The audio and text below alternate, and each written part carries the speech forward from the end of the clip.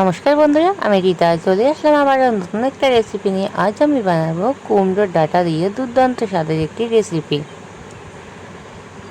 সকল বন্ধুকে অনেক অনেক ভালোবাসা। সবাইকে অনুরোধ করবে একটা লাইক দিয়ে ভিডিওটা দেখা শুরু করবে। চলো আর কথা না হলে রেসিপিটি শুরু করা যাক।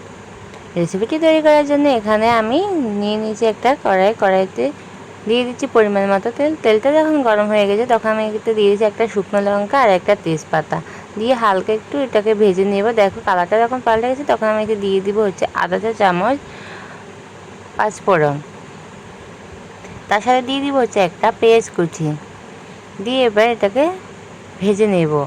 2 মিনিটের মতো আমি এই পেঁয়াজটাকে ভেজে নেব একদম লো টু মিডিয়ামে রেখে। দেখো পেঁয়াজটার কালার কিন্তু কতটা সুন্দরভাবে চলে এসেছে। এখন এতে আমি দিয়ে দিব হচ্ছে কিছুটা সবজি। এতে আমি দিয়ে দিব হচ্ছে একটা আলু, অল্প একটু বেগুন আর দিয়েছি 2টো পটল। এটাকে এখন আমি খুব ভালোভাবে ভেজে নেব। দেখো আমি 2-3 মিনিটের মতো এটাকে কিন্তু ভেজে নিচ্ছি। ভেজে নিয়ে আমি এখন হচ্ছে কালারটা যখন দেখো এরকমভাবে খুব সুন্দরভাবে কিন্তু এটা হয়ে এসেছে তখন আমি দিয়ে দিব হচ্ছে কুমড়োর ডাঁটা। আমি এখানে কুমড়োর ডাঁটা আর কচি পাতাগুলো ব্যবহার করেছি।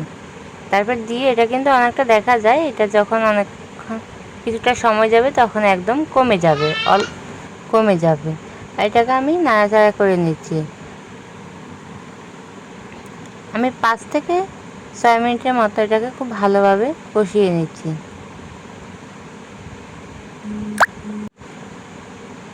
কষিয়ে নেওয়ার পর এখানে আমি দিয়ে দিব হচ্ছে লবণ। আমি এখানে দিয়ে দিচ্ছি 1 চামচ লবণ, দিয়ে দিচ্ছি হলুদ গুঁড়ো আধা চা চামচ, লঙ্কা গুঁড়ো 1 চা চামচ। ঝালটা আপনারা যে যেরকম পছন্দ করেন ওরকম অনুযায়ী কিন্তু দিয়ে দিবেন।